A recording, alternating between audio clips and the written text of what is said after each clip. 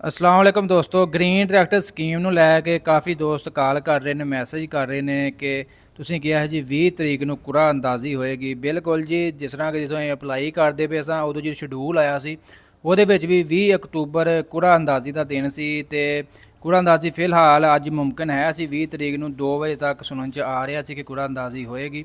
ਲੇਕਿਨ ਦੁਬਾਰਾ ਇੱਕ ਨਵੀਂ ਨਿਊਜ਼ ਆਈ ਹੈ ਕਿ ਕੁਰਾ ਅੰਦਾਜ਼ੀ ਹੁਣ ਜੀ 25 ਤਰੀਕ 25 ਅਕਤੂਬਰ ਨੂੰ ਹੋਏਗੀ।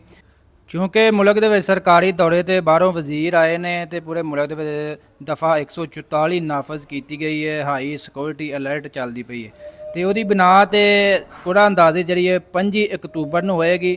ਤੇ ਕਾਫੀ ਦੋਸਤ ਕਾਲ ਕਰਕੇ ਪੁੱਛ ਰਹੇ ਨੇ ਕਿ ਸਾਨੂੰ ਕਿਵੇਂ ਪਤਾ ਲੱਗੇਗਾ, ਸਾਡਾ ਨਾਮ ਆ ਗਿਆ ਵਾ, ਕੌਣ ਸਾਨੂੰ ਦੱਸੇਗਾ।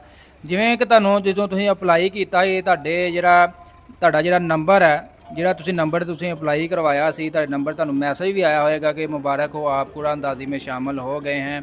तो ਉਸੇ ਨੰਬਰ ਤੇ ਦੁਬਾਰਾ ਤੁਹਾਨੂੰ ਮੈਸੇਜ ਆਏਗਾ ਜਦੋਂ ਅਗਰ ਤੁਹਾਡਾ ਅੱਲਾ ਕਰੇ ਨਾਮ ਨਿਕਲ ਆਂਦਾ ਤੇ ਉਸੇ ਨੰਬਰ ਤੁਹਾਨੂੰ ਮੈਸੇਜ ਆਏਗਾ ਜੀ ਤੁਸੀਂ ਤੁਹਾਡਾ ਕੁਰਾ ਅੰਦਾਜ਼ੀ ਵਿੱਚ ਤੁਹਾਡਾ ਨਾਮ ਨਿਕਲ ਆਇਆ ਤੇ ਤੁਸੀਂ ਫਿਰ ਬਾਅਦ ਵਿੱਚ ਤੁਸੀਂ ਜਾ ਕੇ ਆਪਣੇ ਕਰੀਬੀ ਡੀਲਰ ਨਾਲ ਰਾਬਤਾ ਕਰਨਾ ਕਿ ਸਾਡਾ ਨਿਕਲ ਆਇਆ ਨਾਮ, ਹੁਣ ਅੱਗੋਂ ਸਾਡਾ ਪ੍ਰੋਸੀਜਰ ਦੱਸੋ।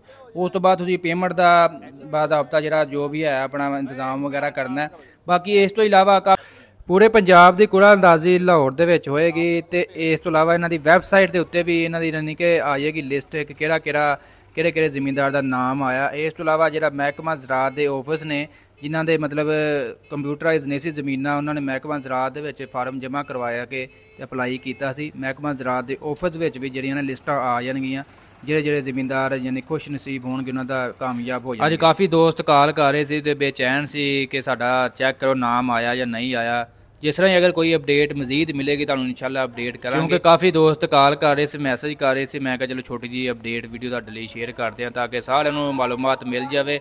तो जिस तरह मजीद अपडेट मिलेगी इंशाल्लाह तुहानूं लाजमी अपडेट देंगे कुरा अंदाजी के हवाले नाल जदों भी हो जाती। हुण फिलहाल जी नवीं डेट मिली है 25 अक्तूबर की मिली है जी। 25 अक्तूबर ਨੂੰ ਕੁਰਾ ਅੰਦਾਜ਼ੀ ਹੋਏਗੀ ਜੀ ਗ੍ਰੀਨ ਟਰੈਕਟਰ। ਇਸ ਤੋਂ ਇਲਾਵਾ ਜਿਹੜੇ ਜ਼ਿਮੀਂਦਾਰਾਂ ਨੇ ਜਿਹੜੇ ਵੀ ਕੰਪਨੀ ਦਾ ਟਰੈਕਟਰ ਬੁੱਕ ਕਰਵਾਇਆ ਵਾ ਉਹ ਆਪਣੇ ਪੈਸਿਆਂ ਦਾ ਇੰਤਜ਼ਾਮ ਕਰਕੇ ਰੱਖੇ, ਕਿਉਂਕਿ ਮਹਿਕਮੇ ਨੇ ਤੁਹਾਨੂੰ ਟਾਈਮ ਦੇਣਾ ਕਿ ਇਸ ਟਾਈਮ ਦੇ ਅੰਦਰ ਤੁਸੀਂ ਪੇਮੈਂਟ ਜਮ੍ਹਾਂ ਕਰਾਉਣੀ ਹੈ ਬਕਾਇਆ, ਤਾਂ ਕਿ ਤੁਹਾਡਾ ਜਿਹੜਾ ਵਾ ਬੁਕਿੰਗ ਹੋ ਸਕੇ।